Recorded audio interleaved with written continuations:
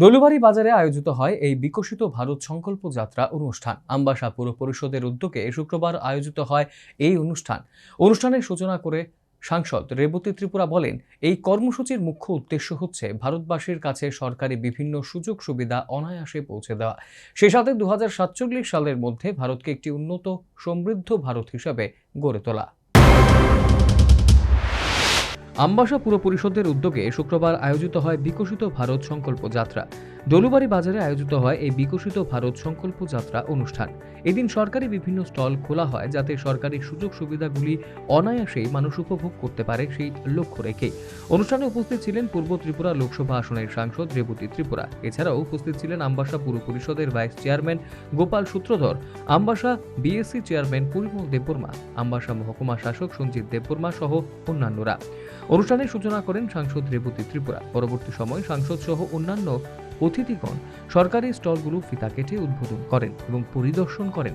সাংবাদিকদের মুখোমুখি হয়ে সাংসদ রেবতী ত্রিপুরা বলেন, সারা ভারত জুড়ে চলছে বিকশিত ভারত সংকল্প যাত্রা।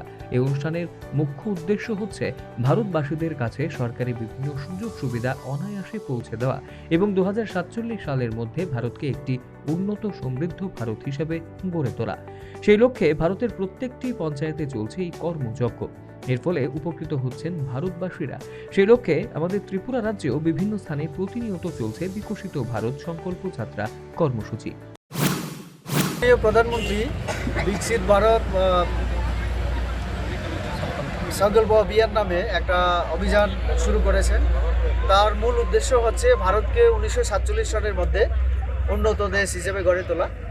তার জন্য প্রশাসনকে একেবারে দুয়ারে পৌঁছে দেওয়ার জন্য এই ব্যবস্থা গ্রহণ করা হয়েছে। সারা দেশেই আমাদের বিভিন্ন পঞ্চায়েতে, বিভিন্ন বিসিতে এই অনুষ্ঠান চলছে।